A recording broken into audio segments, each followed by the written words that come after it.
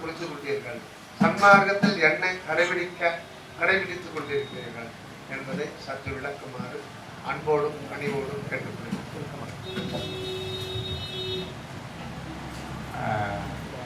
நான் கடந்து வந்த பாதையை சொல்ற அளவுக்கு பெரிய ஆள் கிடையாது. அடியேனும் அடியேன் சிறிய மன்னிக்கணும். என்ன ஒரு சிறிய பாதை தான், சிறிய அனுபவம் தான் உங்களோட பகிர்ந்து கொள்கிறேன். முதலாக பக்தியில தான் இருந்தோம். எல்லாருக்குமே வர்றது முதல்ல பக்தி. அதுதான் ஏன்னா உலகியல் எல்லாருக்குமே தெரிஞ்சது அதுதான்.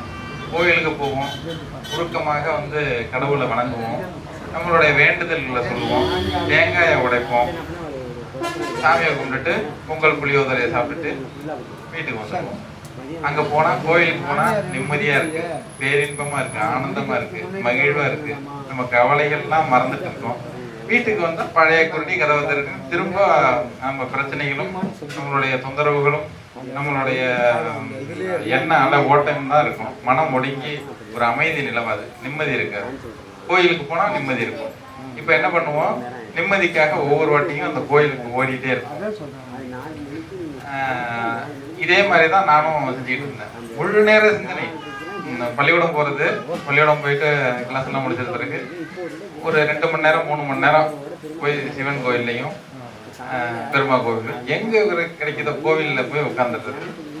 உட்காந்து ஒரு தியானம், கண்ணை மூடிட்டு. அப்ப என்ன தெரியும் தியானம்னா, யாரும் எதுவும் சொல்லி கொடுக்கல, ஏதோ படிச்சது தெரிஞ்சதை வச்சு கண்ணை மூடிட்டு உட்காந்துருக்கிறது. இது மூச்சு ஒவ்வொருத்தருக்கும் ஒவ்வொரு மாதிரி இருக்கும். சில பேர் மூச்சை கவனிங்கன்னு சொல்லுவாங்க, பூர்வ மத்திய கவனிங்கன்னு சொல்லுவாங்க. அந்த மாதிரி பல விதமான குழப்பம். வழிகாட்டுறதுக்கு ஆள் கிடையாது. மற்ற நம்மளா உள் உணர்வு ஏற்பட்டு அதை பத்தி தெரிஞ்சுக்கணும்ன்ற அந்த எண்ணமும் சிந்தனையும் கூட கிடையாது, பக்குவம் இல்லை. இப்படி இருக்கும் பொழுது படிப்புல நான் ரொம்ப மந்தம். என்னோட ரேங்க் பார்த்தீங்கன்னாக்கா 45வது ரேங்க், 50வது ரேங்க். சில சமயம் இங்கிலீஷ்ல ஃபெயிலு கூட ஆகிருப்பேன், ரேங்கே எடுத்துருக்க மாட்டேன். வீட்டில் எங்கள் அப்பா பிடிச்சி அடின்னு அடிப்பார், அடிச்சு துவைச்சு எடுத்துருவாரு. அடின்னா சிறுநீர் போகிற வரைக்கும் அடி. அப்போ நான் சின்ன பையன் மாதிரி இருக்கப்ப ஒரு 5ஆம் கிளாஸ் ஒரு லெவலுக்கு அடிச்சுட்டு, தோல் உயரம் வளர்ந்தவன் தோழன், அதுக்கு மேலே அடிக்க முடியாது. 6ஆவது கிளாஸ் 7ஆம் கிளாஸ் போகிறப்பெல்லாம் இனிமே ஒன்று அடித்து ஒன்றும் பிரயோஜனம் இல்லை, நீ படிச்சுன்னா ஏதாவது பார்ப்போம், இதுக்கு மேலே ஒன்றும் பண்ண முடியாது அப்படின்ட்டு தண்ணி தெளிச்சு விட்டுட்டார். டயர்டாயிட்டார். இதுக்கு மேலே இவனை ஒன்றும் பண்ண முடியாது, இவன் தேர்வானா மாட்டானான்ற மாதிரி விட்டுட்டாரு. இதில் என்ன கொடுமைன்னா, எங்கள் அண்ணன் பயங்கர படிப்பு, ஃபஸ்ட்டு 3 ரேங்க் உள்ளதான் இருப்பார். என்னோட ரேங்கு 45வது ரேங்கு, 46வது ரேங்க் இருக்கும். அதே பள்ளிக்கூடத்தில் நான் உள்ள நுழையிறேன். எங்கள் அண்ணா 10th, நான் 6th. அப்போ அந்த ரேஷன் ரேங்க் கார்டு கொடுக்குறாங்க. அப்போ எங்கள் அண்ணனுக்கு கணக்கு பாடம் எடுக்கிற அவர் தான் எனக்கு வகுப்பு ஆசிரியர். ரேங்க் கார்டை கொடுக்குறப்போ என் காதை பிடிச்சி திருவுன்னு திருவி, உங்கள் அண்ணன் இந்த பள்ளிக்கூடத்தில் ஃபர்ஸ்ட் ரேங்க், நீ 45வது ரேங்க், அவன் மானத்தை வாங்குறதுக்குன்னே வந்திருக்குன்னு சொல்லி காதை பிடிச்சி திருவுவார். இந்த மாதிரி இதாக இருந்தப்போ ரொம்ப கண்ணு கலங்கிடுச்சு. என்ன மாங்க படிக்கிறோம், ஒன்றும் மண்டைக்கு ஏற மாட்டேங்குதுன்ட்டு கோவிலில் உட்காந்து பண்ணிக்கிட்டு இருந்தோம். வழிபாடு இருக்கப்போ ஒரு பிரார்த்தனையில் இருந்தேன். எவ்வளவோ படிக்கிறோம், என்ன படித்தாலும் ஒன்றும் தலைக்கு ஏற மாட்டேங்குது, மறந்து போயிடுது அப்படின்னு. அந்த சமயத்தில் அங்கே ஒரு குருக்கள் வேலையை பார்த்துட்டு இருந்தார் ஒருத்தர். அவர்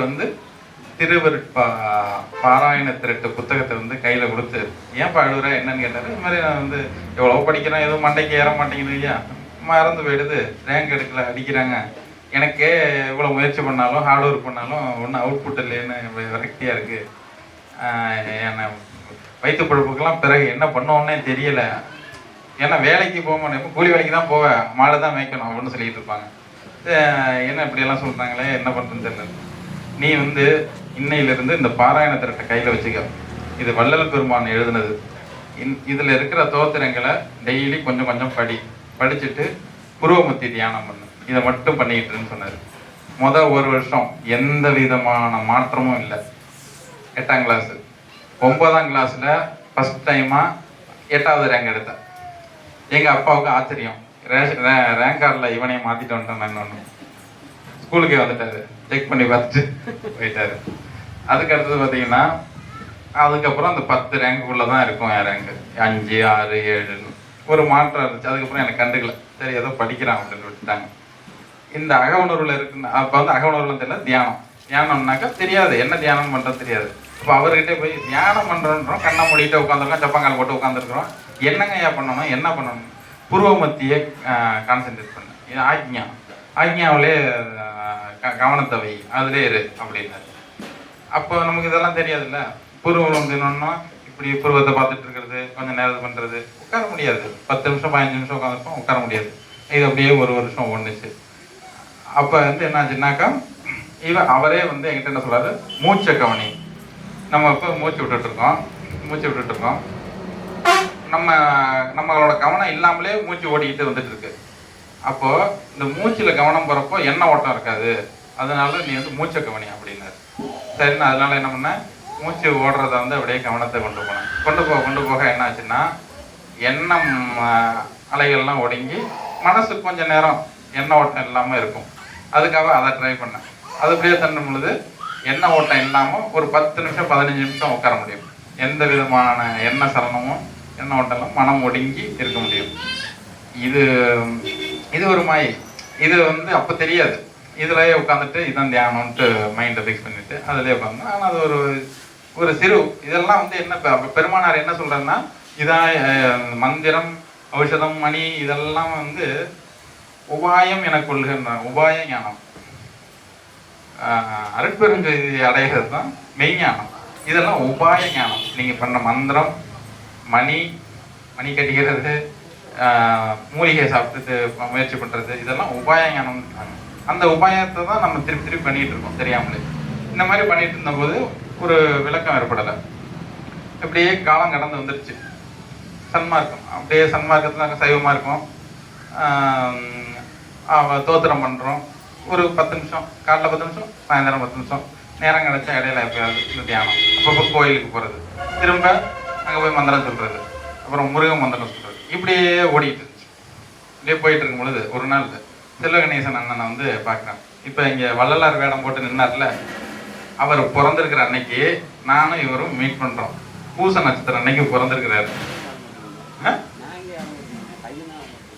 இல்லை உங்கள் பையன் தான் வள்ளலார் வேஷம் போட்டு நின்னார்ல, இங்கே ஒரு சின்ன பையன் நின்னார்ல, அவர் பிறந்த அன்னைக்கு இன்னும் வேதாரண்யத்தில் நானும் இவரும் சந்திக்கிறோம்.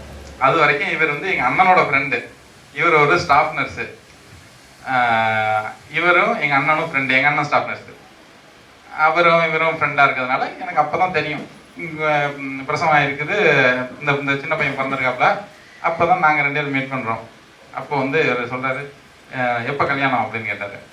திருமணம்லாம் எங்கே பண்ண போகிறோம், சன்மார்க்கத்தில் தீவிரமாக இருக்கும், இதில் எங்கே திருமணம்லாம் பண்ணுறது, இல்லறம் அல்லாது நல்லறம் இல்லை, நீ கண்டிப்பாக திருமணம் பண்ணணும். நானே மாட்டிட்டு முடிக்கும்போது நீ மட்டும் எங்கள் எஸ்ஏவாகுதுன்னு பிடிச்சி கொண்டாந்து இங்கே விட்டுட்டார். இந்த குடியிலதுக்கு தான் வந்தோம். ஐயாவுக்கும் விளக்கம் கிடைத்தது இந்த குடியில் தான், எனக்கும் வந்து ஒரு தெளிவு கிடைத்தது இந்த குடியில தான் ஆரம்பிச்சது. இங்கேருந்து வந்த பிறகு தான் சன்மார்க்கத்தை பற்றி முக்கியமான விளக்கங்கள் வந்து நிறைய கிடைத்தது. அதுக்கப்புறம் வாட்டர் ஐயான்னு சொல்லி சண்முக ஐயா என்னை அழைச்சிட்டு துறையூர் இதுக்கு அழைச்சிட்டு போயிருந்தாங்க, ஓங்காரக்குடியிலுக்கு அழைச்சிட்டு போயிருந்தாங்க. அங்கே வந்து எனக்கு வந்து அங்கே வந்து எதுவும் பயிற்சியெல்லாம் கொடுக்க மாட்டாங்க, அன்னதானம் நடக்கும், தியானம் பண்ணிக்கலாம், அவ்வளோதான். 10,000 பேர் சாப்பிட்டுட்டே இருப்பாங்க, அன்னதானம் நடந்துகிட்டே இருக்கும். 3 வேளையும் யார் வேணாலும் போய் சாப்பிடலாம். ரூம்ஸ் நிறைய ரூம் இருக்கும், போய் உட்காந்து தியானம் பண்ணலாம், சாப்பிடலாம், பசிச்சா சாப்பிட்டுக்கலாம், தியானம், அவ்வளோதான். அங்கே போய் ஒரு 2 நாள் 3 நாள் இருந்தேன். அப்போ ஐயா சொன்னார், நீ இங்கே இருந்துட்டீங்கன்னா எனக்கு பிரச்சனை வரும், உங்கள் அப்பாவும் உன்னை தேடிட்டு வருவாங்க, நீ இங்கே இருக்கக்கூடாது, நம்ம ஊருக்கு போயிடுவோம், நீ வீட்டுக்கு போ, அங்கே போய் பண்ணு, இதுக்கு இப்படி இருந்தேன்னா நீ சரிபட்டு வர மாட்டா, நீ போய் கல்யாணத்தை பண்ணிடு அப்படின்னு. திரும்பி வந்து அண்ணன்கிட்ட வந்து பேசும்பொழுது, இல்லை திருமணம் பண்ணாமல் இருக்கக்கூடாது, இல்லறத்தில் போகிறதான் நல்லது, இல்லறம் இல்லாமல் துறவில் போனீங்கன்னா எல்லாமே கட்டாயமாக இருக்கும். நீங்கள் திருக்குறள் எடுத்துங்க, திருக்குறளில் பார்த்தீங்கன்னா இல்லறத்தானுக்கு உள்ள நெறிமுறைகள்லாம் பார்த்தீங்கன்னா ரொம்ப கொஞ்சம் என்ன சொல்லுவாங்கன்னா லிபரலிட்டி இருக்கும், லிபரலாக இருக்கும். துறவு பார்த்தீங்கன்னா துறவு அறம் கிடையாது, துறவு அதில் வந்து பார்த்தீங்கன்னா எல்லாமே ஸ்ட்ரிக்டாக இருக்கும். இதை சாப்பிடக்கூடாது, இதை பண்ணாத, இதை செய்யாத, அப்படி பண்ணு, இப்படி தான் இருக்கணும் அப்படின்னு எல்லாமே ஸ்ட்ரிக்டாக இருக்கும். ஆனால் இல்லறத்தில் இருக்கவங்களும் கொஞ்சம் லிபரலிட்டி கொடுத்துருப்பாங்க. ஏன்னா ஏற்கனவே மனைவியோட போராடிட்டு இருக்கான். அப்போ அவனுக்கு வந்து இந்த பண்ணாத, அதை பண்ணாத, இதை பண்ணாதன்னா ரொம்ப சிரமமாக இருக்கும். அதனால மனைவி மக்களோட முதல்ல ஒன்று உட்காந்துருக்கும், பின்னாடி இந்த சைடு ஒன்று அந்த சைடு ஒன்று போராடிட்டு இருக்கும்போது அவனால் சமாளிக்க முடியாது. ஸோ இதெல்லாம் சமாளித்து வரணுன்றதுனால போயிட போகிறாங்க, அவங்களுக்கே தெரியும், உண்மைதானே. அதனால வந்து லிபரலிட்டி கொடுத்துருக்காங்க. அப்போ நீ இதை வந்து பண்ணு, அதில் போகிறப்போ வந்து வழி பெறறதுக்கான வாய்ப்பு இருக்குது துறவுல, இதில் வந்து வழி மாற மாட்டேன், அதனால நீ இல்லறத்தில் இருக்கிறதா நல்லறம் அப்படின்னு சொல்லியிருந்தாங்க. சரின்னு திருமணம் முடிஞ்சிருச்சு. இதுக்கப்புறம் என்ன பண்ணோம்னா இதற்கு இடையில நாங்கள் போகாத இடம் இல்லை. ஐயா வந்து வெள்ளையங்கிரி போவார், எங்கள் அண்ணனும் அவரும் வெள்ளையங்கிரி போவாங்க. வெள்ளையங்கிரி ஒரு ருத்ராட்ச கொட்டை ஒன்று கட்டிடுவார். அப்புறம் வீட்டுக்கு போனாக்கா இந்த பெரிய நெல்லிக்காய் சைஸில் இவ்வளோ பெருசில் உருண்டை நெல்லிக்காய் இருக்கும். அவ்வளோ பெருசில் நான் கூட நெல்லிக்காய் நினைப்பேன். பார்த்தீங்கன்னா எல்லாம் ருத்ராட்சை, இவ்வளோ பெருசில் ருத்ராட்சை மாட்டிட்டு வந்தாருன்னா ஜட்டாமுட்டியில் வந்த சிவனடியரெல்லாம் பிறந்து விடுவாங்க, அப்படி இருப்பார். போட்டுட்டு என்னங்கண்ணா எய்மு, ஒரு 1000 ருத்ராட்சை எடுத்து போட்டுட்டு சிவபெருமான் மாதிரி உட்காந்து தியானம் பண்ணணும் அப்படின்னு பெரிய லெவலில் இருக்கிற நம்மளாம் ஒரு தேங்காய் உடச்சிக்கிட்டு சூடாக ஏற்றிட்டு உட்காந்துருக்குறோம், என்ன நிலைமையோ அப்படின்னு நினச்சிக்கிட்டு நம்ம ஒரு வருத்தத்தில் இருப்போம். அப்படி இருந்த ஆள் வெள்ளையங்கிரி போகிறாரு, சதுரகிரி போகிறாரு. அங்கே ஒரு சன்னியாசி உட்காந்துருக்காரு. இவர் ருத்ராட்சம் அது இதுன்னு வாங்கிட்டு இருக்கும்போது இவர் பார்த்துருக்காரு. ஐயா ருத்ராட்சம், எந்த ருத்ராட்சம், எந்த முகம் போட்டால் நல்லா இருக்கும் அப்படின்னு கேட்டுருக்காரு. ருத்ராட்சம் ஆளை மாற்றிடுமா, உன் உள்ளே இருக்கிற அழுக்க மாற்றிடுமா, உன் என்ன கெட்ட சிந்தனையை வந்து ருத்ராட்சம் மாற்றிடுமா அப்படின்னு கேட்டோடனே இவருக்கு திடீர் ஞானம் வந்துட்டு ருத்ராட்ச பற்று விட்டு போயிட்டு, அது ஒரு பட்டை மரத்தில் உள்ளதை எடுத்து கட்டிக்கிட்டு நம்ம என்ன மாறணும்னு நம்ம நினச்சிக்கிறது, நம்மளுடைய பாசிட்டிவ் எனர்ஜி கிரியேட் பண்ணுறதுக்கு தான் அது. இது போட்டால் நம்மளுடைய கெட்ட சிந்தனைகளும் இதுவும் இருக்காது, நல்ல ஒழுக்கத்தில் இருப்போம், நல்ல சிந்தனை இருப்போன்ற எண்ணம் தான் அங்கே வேலை செய்யுது, ருத்ராட்சம் இல்லை அப்படின்றத வந்து இவர் உணர்ந்துட்டாரு. ருத்ராட்ச பற்று விட்டுட்டு வந்துட்டாரு. அதுக்கப்புறம் என்ன பண்ணோம்னா எங்கள் 2 பேருக்கும் உள்ள கனெக்ஷன் அதிகமாகிட்டு எங்கள் அண்ணனுக்கும் இவருக்கும் உள்ள தொடர்பு கட்டாயிட்டு. அதனால நாங்கள் என்ன பண்ணோம்னா சத்து விசாரம் பண்ணுறது, இறை சம்பந்தமான தேடுதல்கள் அலையிறது. இதில் வந்து அவர் ஈஷா யோகாவுக்கு ஒரு பக்கம் போனார். அங்கே எல்லாம் போய் பல அடி வாங்கியிருக்காரு. நானும் வந்து ஈஷா யோகாவில் போய் பல அடி வாங்கியிருக்கேன். கடைசி வரைக்கும் பெருமான் வந்து குழப்பத்துக்கு விடவே இல்லை. இந்த மனவளக்கொலைக்கெல்லாம் நான் உங்களை அனுப்பலை. மனவளக்கலை கொலை அதுக்குள்ளே போய் மாட்டிக்க வேண்டாம், அந்த மாதிரி அங்கெல்லாம் விடாமல் பெருமான் தடுத்தாட்கொண்டு அப்படியே அழைச்சிட்டு வந்துட்டார். ஒரு ஒரு கட்டத்துக்கு என்ன முடிவுக்கு வந்துட்டோம்னா, திருவருட்பாவை தவிர்த்து வேற எதிலும் வெட்ட வெளிச்சமாக உண்மை சொல்லப்படவில்லைன்றதை உணர்ந்துட்டோம். தோத்திரம் மட்டும் பண்ணிக்கிட்டு இருக்கோம். அடிக்கடி அவருக்கு நான் ஃபோன் பண்ணி பேசுவோம், நான் அவருக்கு பேசுவோம். அவருக்கு விளக்கம் ஏதாவது தெரியப்பட்டதுன்னா எனக்கு கால் பண்ணுவார். நான் எனக்கு ஏதாவது விளக்கம் இருந்தால் அவர்கிட்ட தொடர்பு பண்ணுவோம், அவர்கிட்ட சத்து விசாரம் பண்ணிக்குவோம். ஒரு கட்டத்தில் என்னாச்சுன்னா அகத்தியரோட அகத்தியர் நூல் ஒன்று அது சரியாக எனக்கு ஞாபகம் இல்லை, அது ஞான நூல் ஒன்று. அந்த இடத்த வந்து அவருடைய முக்கியமான ஒரு சில பாடல்களை குறிப்பிட்டு இந்த மாதிரியான முயற்சியில் நம்ம ஈடுபடணும் அப்படின்னு பேசிகிட்டு இருக்கோம். அப்போ இவருடைய ஒரு நண்பருடைய தொடர்பு வாசி, திருவாரூரில் ஒரு வைத்தியர் இருக்கார், சித்த வைத்தியர். அவர் வந்து நம்ம வந்து வாசி தான் சிறந்தது, சிவ சிவ சிவ சிவ சிவன்னு சொல்ல சொல்ல வாசி வந்துடும். அப்போது வாசி தான் சிவம், சிவத்தை தான் அடையணும், வாசி தான் பண்ணணும் அப்படின்னு சொல்லி வாசி பயிற்சி கொடுக்கறதுக்கு அழைச்சிட்டு போகிறேன்னு சொல்லிட்டார். இந்த ரஜினிகாந்த் குரூப்லாம் இருக்குல்ல, அது என்னங்க அது பேர் கூட மாட்டேன், பாபாஜி குரூப்பில் வந்து பயிற்சி கொடுத்துட்ருக்காங்க. இதில் வந்து இப்போ இன்னொரு ஆளும் ஜாயின் பண்ணிட்டார், வினோத். என்னாச்சுன்னா வினோத்துக்கு வந்து டிக்கெட் புக் பண்ணிட்டார் பெங்களூருக்கு. நான் பாபாஜிக்கிட்ட தான் போகிறேன், எங்கள் 2 பேருக்கும் டிக்கெட் கிடைக்கல. அதனால் அவர் கூப்பிட்டு நான் அங்கே தான் போகிறேன், நீங்கள் என்ன பண்ணுறீங்கன்னாரு. எங்களுக்கு பாபாஜியை பார்க்குற அளவுக்கு வசதி இல்லை, பாண்டிச்சேரியில் பாஸ்கர் ஐயாவை போய் பார்த்துக்கிறோன்னு பாஸ்கரன் ஐயாட்ட போயிட்டோம். பாஸ்கரன் சிவதாசன் ஒரு ஐயா வந்து வாசி பயிற்சி கொடுக்குறாங்க. ஒரு நாள் முத நாள் எங்களை நல்லா பேச விட்டு அடுத்த நாள் தெளிவுபடுத்தி வாசி பயிற்சி கொடுத்தாரு. வாசி பயிற்சி கொடுத்தாச்சு.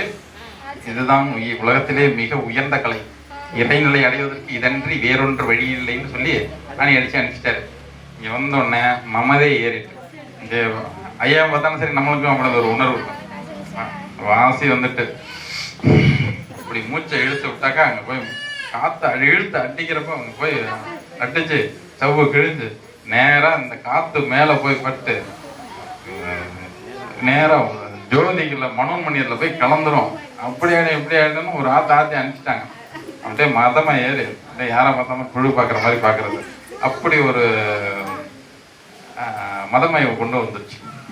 இப்படியே இருந்துகிட்டு இருக்கிறப்போ ஒரு எவ்வளோ நாள் இது நிற்கும், உண்மை ஒன்றும் வரல. இழுத்து இழுத்து காய்ச்ச இதை விட்டு விட்டு ஒன்றும் பிடிப்படலை. ஆகா இதில் ஒன்றும் இல்லை, வாசின்னு காசை எடுத்து அடிச்சுட்டு இருக்கிறதுல என்ன சொல்கிறாங்க, எந்த அளவுக்கு அதிகமாக மூச்சை இழைக்கிறாயோ அந்த அளவுக்கு உங்களோட ஆயுள் குறையும். ஆமாம், ஏன் 200 வருஷம் இருக்குது, 15 நிமிஷத்துக்கு 20 நிமிஷத்துக்கு ஒருக்கா தண்ணியிலேருந்து வெளில வந்து அப்படி மூச்சு விட்டு திரும்ப உள்ளே போயிடும்.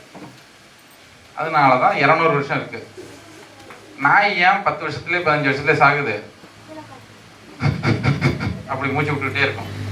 எந்த அளவுக்கு மூச்சு அதிகம் வீணாக்குறோமோ அந்த அளவுக்கு நம்மளுடைய ஆயுள் குறையும்.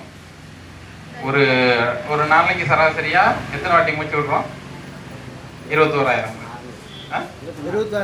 21,600 முறை வந்து நம்ம மூச்சு விடுறோம். இது வந்து சாதாரணமாக அதை நம்ம கண்டுக்காமலே விட்டுட்டோம்னா சுமூகமாக 21,600 முறையோட நின்றுடும். ஆனால் இதை நம்ம கண்ட்ரோல் பண்ணுறன்ட்டு மூச்சு பயிற்சி அது இதுன்னு பண்ணிட்டு இருந்தோம்னா அதை நம்ம டிஸ்டர்ப் பண்ணி அதிக தான் படிச்சிருக்கோம். கும்பகம் ரோசகம் அதெல்லாம் பண்ணிகிட்டு இருந்தாங்க. அது நம்ம பண்ண என்ன ஆகும்னா மூச்சை வந்து அதிகப்படுத்திடுவோம். அதில் மூச்சை கண்ட்ரோல் பண்ணி சரகம் அது இதுன்னு நிறைய கலைகள்லாம் இருக்குது. அதில் வந்து இதெல்லாம் போய் உள்ள சுற்றிட்டு இது வந்து உபாய அறிவுன்றதை தெரிஞ்சு சரி வெளில வந்தாச்சு. இனி வள்ளல் பெருமான் அன்றி வேற எங்கேயும் போய் ஏமாறக்கூடாது அப்படின்னு ஒரு தீர்க்கமான முடிவுக்கு வந்தாச்சு. அப்படி இருக்கும்பொழுது பெருமான் வந்து எப்படி எங்களை பக்குவப்படுத்துறா பாருங்க. சித்தி வளாகத்திலேயே சத்தியஞான சபையிலேயே வச்சு விளக்கம் கொடுக்குறாரு. அங்க ஒரு கூட்டம் நிக்குது.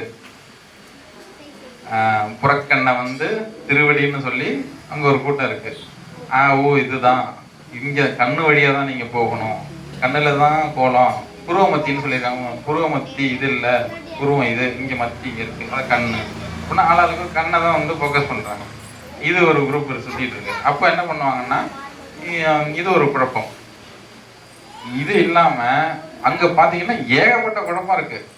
அவங்க உங்களுக்கு உள்ள விளக்கத்தை சொல்லி ஆளாளுக்கு ஒரு விளக்கம் கொடுப்பாங்க.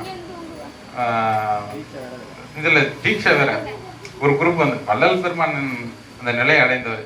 அவங்க கூட வந்து வேளாண் எத்தனையோ பேர் இருந்தாங்க. என் கூடவே இருந்தும் நான் அடைந்த நிலையை கூறியும் ஒருவரும் தேரியில் இருந்துட்டார், ஒருத்த கூட சொல்லலன்ட்டார். ஏன் எல்லாருக்கும் விரல வச்சு அமிக்கி தீட்சையை கொடுத்துட்டு போயிடலாமே பெருமான்.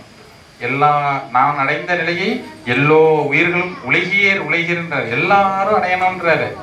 அப்படி கொடுக்கணும்னா கொடுத்துட்டு போயிடலாமே, ஏன் தொடல, ஏன் கொடுக்கல? சுய முயற்சி. ஒரு கோழி முட்டை இருக்கு, கோழி முட்டைய அடை வைக்கிறோமா? அடை வைக்கிறோம்னா என்ன பண்ணணும்? அது மேலே ஃபெட்டைலாக இருக்கணும். ஃபெட்டைலாம் என்ன, நம்ம மனித தேகத்தில் இருக்கிறோம். அடை இருக்குன்னா என்ன அர்த்தம்? கோழி காலுக்கு கீழே இருக்கும். அந்த சரியான சூடு அந்த எந்த நேரத்தில் உருட்டணுமோ உருட்டி அதை பக்குவமாக பார்த்துக்கும். இப்போ மிஷின் வந்துடுச்சு. ஒரு எடுத்துக்காட்டுக்காக சொல்கிறேன், அதுக்காக எங்கே பெற்ற பற்றி கேட்டாங்க. அங்கே வச்சு பண்ணும் பொழுது என்ன பண்ணோம்னா அந்த கோழியோட சூட்டிலேயே அந்த மிதமான ஈரப்பதத்திலேயே இருக்கும் பொழுது அது வந்து உடச்சிக்கிட்டு வெளில வரும். இந்த கோழி வேற யாரும் இல்லை, இறைவன் தான். அந்த முட்டை யாரும் இல்லை, நம்ம தான். என்னன்னா இறைவனுடைய திருவடி சிந்தனையிலேயே இருக்கும்போது நடக்க வேண்டியதை பெருமான் வந்து உணர்த்துவார், ஆண்டவர் வந்து உணர்த்துவார்னு வள்ளல் பெருமான் சொல்லிட்டாரு. நம்ம செய்ய வேண்டியது மனதை புருவமத்தி என்னும் சிற்றபைன்கள் நிற்கச் செய்து அறிவாக்கிருதியாக்கல். இதை நம்ம செஞ்சுக்கிட்டே இருக்கும் பொழுது இப்படிதான் முழு நேர தியானம். 24 மணி நேரம் தியானம் ஐயா சொன்னாங்கல்ல, ஒரு 8 மணி நேரம் ரெஸ்ட் எடுத்துங்க, தூங்கிங்க. மிச்ச நேரம் ஃபுல்லாக தூங்குற நேரம் போற இந்த சிந்தனையிலே இருக்க தூக்கம் குறையும், உடலுக்கு தேவையான உணவு குறையும், அப்படியே எல்லாமே குறைஞ்சிட்டு வந்து உள்ளொளி பெருகிக்கிட்டே இருக்கும். இதை வந்து நம்ம செய்கிறோம். அப்போ நம்ம திருவடி சிந்தனையிலே இருக்கணும். நம்ம இங்கே உள்ள இருக்க பகரக்குழி தான் இறைவனுடைய திருவடி, ஊன்றிய திருவடி. தூக்கிய திருவடி வேற எதுவும் இல்லை. இது எல்லாவுமாக, இந்த ஸ்பேஸ் எல்லாவுமாக இருக்கிறது தான் தூக்கிய திருவடி. இதை வந்து நம்ம உணர்ந்துக்கணும். அதுக்கடுத்தது என்னன்னா, இந்த 2 கண்ணை வச்சு இதை கட்டிக்கிட்டு இருப்பாங்க. இடையில இன்னொரு யூடியூப் குரூப் இருக்கு. இன்னொரு முக்கியமான குரூப்பு, நம்ம வந்து இறைநிலைய இந்த இடத்துல தான் கிடைக்கும் அப்படின்னு தெரிஞ்சு, இதுக்கான விளக்கம், சரியான விளக்கம் இருக்குன்னு தெரிஞ்சு, அந்த வீடியோவை மட்டும் போய் யூடியூப்ல சர்ச் பண்ணி தேடி பாருங்க. நீங்க சூப்பர் மார்க்கெட் திங்ஸ் வாங்க போகணும்னு பைய எடுத்துட்டு போனீங்கன்னா, இந்த லிஸ்ட் தான் வாங்க போறேன்ட்டு வாங்க போனீங்கன்னா அதை மட்டும் தான் வாங்கிட்டு வருவீங்க. வெறுசா பையன் மட்டும், நீங்க சும்மா சூப்பர் மார்க்கெட் போனீங்கன்னா இது நல்லா இருக்கு, அது நல்லா இருக்கு, இது நல்லா இருக்குன்னு எல்லாத்தையும் அள்ளி போட்டு வந்துடுவீங்க. உங்களுக்கு தேவையானது எது, தேவையில்லாதது எதுன்னு ஒரே குழப்பமாயிடும், செலவு தான் அதிகம். அதே மாதிரி தான் இங்கேயும்.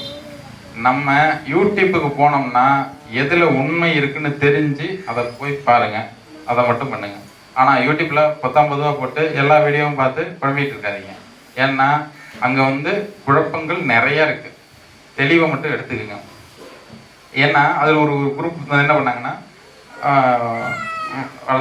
வள்ளல் பெருமான் வந்து காட்சி கொடுக்க போறாரு. 200 வருஷம் ஆயிட்டு, 2 வருஷம் முன்னாடி நடந்த நிகழ்ச்சி. 200 வருடம் ஆயிட்டு, 150, அதாவது 2.5 கடிகை காலம்ன்றது 150 வருடம். 150 காலம் முடிஞ்சு பெருமான் காட்சி கொடுக்க போறாருன்னு சித்தி வளாகத்துல போய் உட்காந்துருக்கணும் எல்லாம். ஆனா நம்ம உட்கார வேண்டிய சித்தி வளாகமே வேற. அங்க என்ன கொடுத்துருக்கு, எல்லோருக்கும் தாய், தந்தை, அண்ணன், தம்பி முதலான ஆப்தர்களால் செய்யப்பட்ட உதவி எவ்வளவோ அதை விட கோடி பங்கு உதவி கிடைக்குமான இடம் சித்தி வளாகம். அது இந்த இடம் அப்படின்னா பிராக்கெட்ல என்ன போட்டாங்க, சித்தி வளாகம் இந்த இடம்னு சொல்லி போட்டாங்க. அதுல வந்து பெருமான் என்ன முடிச்சிருப்பாருன்னா இந்த இடம் அப்படின்னு தான் இருக்கும். அந்த இடம் எந்த இடம்னா இந்த இடம், அதுதான் சித்தி வளாகம். அங்கதான் வந்து சத்தியஞான சபை இருக்கு, அங்கதான் கொடி இருக்கு, எல்லாமே அங்கதான் இருக்கு, புறத்துல இல்ல. சத்தியஞான சபையை என்னுள் கண்டனன் அப்படின்னு சொல்லிட்டாரு. அப்போ நம்ம அங்கெல்லாம் அங்கதான் போகணும். ஆனா என்ன இருக்குன்னா, புறத்துல நம்ம குழப்பத்துக்கும் நம்மளை என்ன சொல்றது, ஒரு 100 பேர் இருக்க இடத்துல 2 பேர் தெளிஞ்சு உண்மை மெய் விளக்கத்தை, ஆண்டவரை பத்தி உண்மை மெய் விளக்கத்தை சொன்னா ஒரு 70-80 பேர் குழப்பறதுக்கு இருப்பாங்க. மிச்ச பேர் அதை பத்தி சிந்தனையே இல்லாம இருப்பாங்க. இதுதான் இப்ப நடைமுறையில இருக்குது. இன்னும் கொஞ்சம் காலமாக சன்மார்க்கம் பரவிக்கிட்டு இருக்கு. எங்கும் பரவும். எத்தனையோ இடத்துல போய் குழம்பி சிக்கி தவிக்க இருந்த எங்களை ரெட்டமாண்ட வேண்டி மாதிரி அவர் போகும்பொழுதெல்லாம் எண்ணெய் எடுத்து அவர் எடுத்து அப்படியே ஒரு பக்கமா கொண்டு வந்துட்டாரு. இப்போ இந்த இடத்துல வந்து சன்மார்க்கத்தை பத்தி பேசுறதுக்கு ஒரு வாய்ப்பை கொடுத்துருக்காருன்னா கோசல்ராமையா வந்து அவர் மூலமா தான் சரவணந்த சுவாமியை வந்து நாங்கள் தெரிஞ்சுக்கிட்டோம். அண்ணன் வந்து அவரும் இந்த இதில் வந்து எங்கே பார்த்தாலும் தேடி களைச்சி போய் உட்காந்துட்டாரு செல்வகணேசையா. நானும் இதை விட்டுட்டோம். ஸ்தோத்திரம் பண்ணுறது எங்களுக்கு தெரிஞ்ச ஒரு தியான நிலையை பண்ணிக்கிட்டு இருக்கோம், அப்படியே இருக்கிறோம். அப்போது வேலூரில் வந்து இது மாதிரி வந்து உள்ளுள்ள தியான பயிற்சின்னு ஒன்று நடத்துகிறாங்க. இது என்ன கண்டிஷன் என்னன்னு தெரியல, எல்லாரையும் அழைச்சிட்டு போக முடியாது, நான் மட்டும் போய் பார்த்து வரேன் அப்படின்னு ஐயா சொன்னார். அப்புறம் ஐயாவுக்கு ஃபோன் பண்ணி பேசியிருக்க போது ஐயா என்ன சொல்லிட்டாங்கன்னா, நீங்கள் மட்டும் வராதிங்க, உங்கள் கூட இருக்கிறவங்க எல்லாரையும் சேர்த்து அழைச்சிட்டு வாங்க அப்படின்னு ஒரு நவக்கறக்க மாதிரி ஒரு 9 பேரை அழைச்சிக்கிட்டு வந்துட்டாரு. நாங்களும் போயிட்டோம். போகும்பொழுது எப்படின்னாக்கா டிக்கெட்லாம் புக் பண்ணல, ஒவ்வொரு பஸ்ஸை மாறி அப்படியே போயிட்டோம். ஐயா ஈரோட்டிலேருந்து எங்கேயோ வந்துட்டாரு. 3 மணிக்கு கிளம்பி வர்றாரு. 9 மணிக்கு பயிற்சி ஆரம்பிச்சது. ஐயா வந்து அந்த ரூம்ல தான் உட்காந்துருக்காங்க. அன்னைக்கு வெளிக்காட்டிக்கவே இல்லை.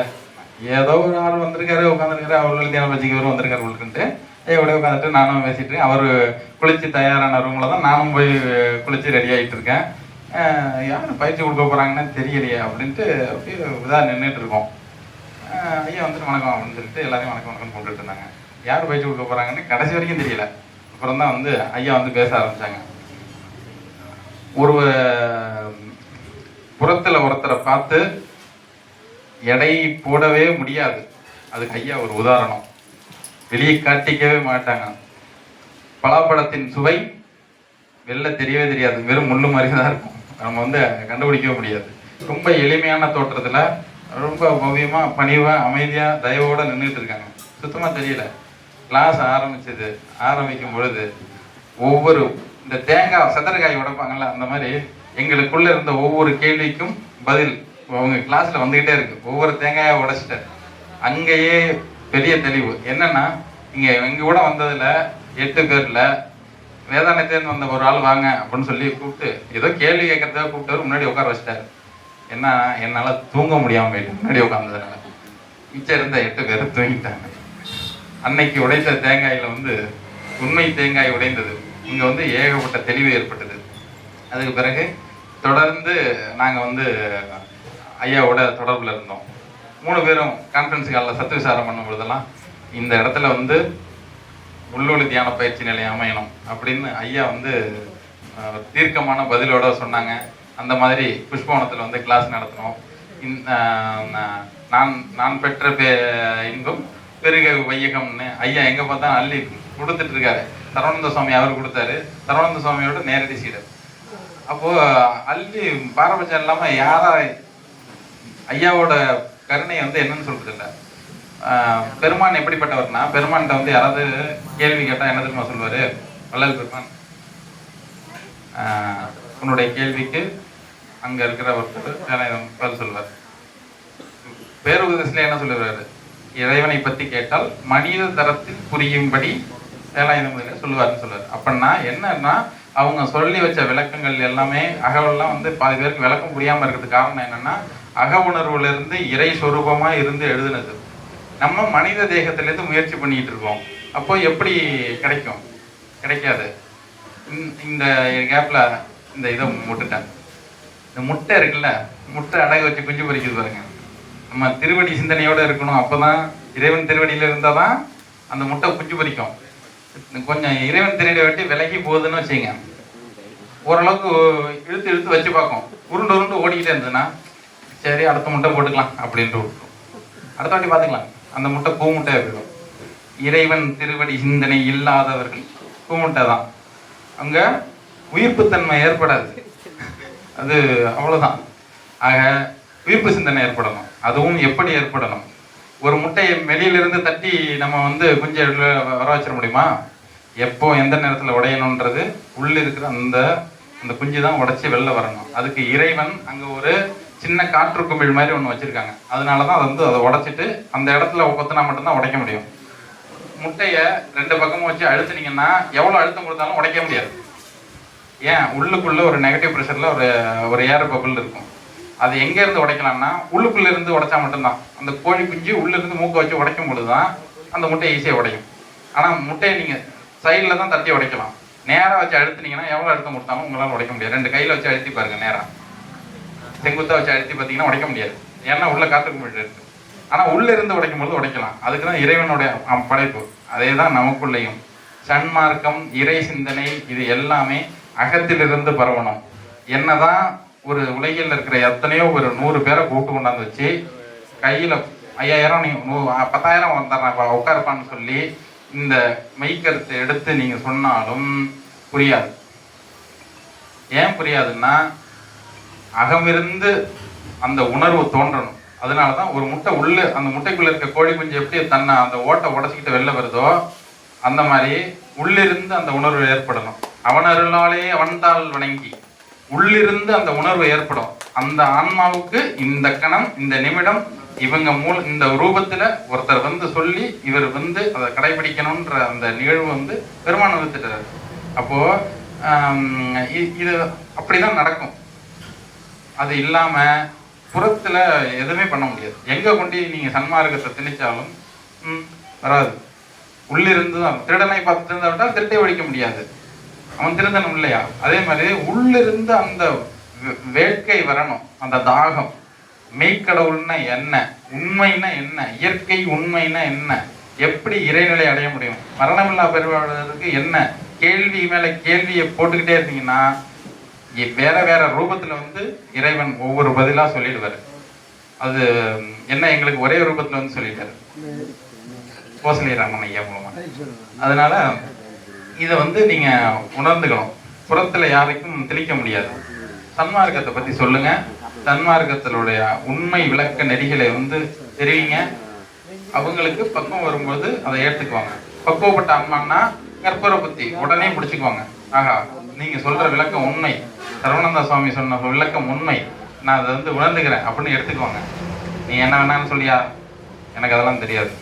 நான் கோயிலில் போய் கிடா வெட்டுவேன், தேங்காய் உடைப்பேன், இது தீபதூரானை காமிச்சிட்டு அந்த நேரம் கும்பிட்டு வந்துடுவேன். இதுதான் என் பக்தி அப்படின்னு இருக்கிறவங்கள்ட்ட போய் நீங்கள் எதுவுமே பண்ண முடியாது.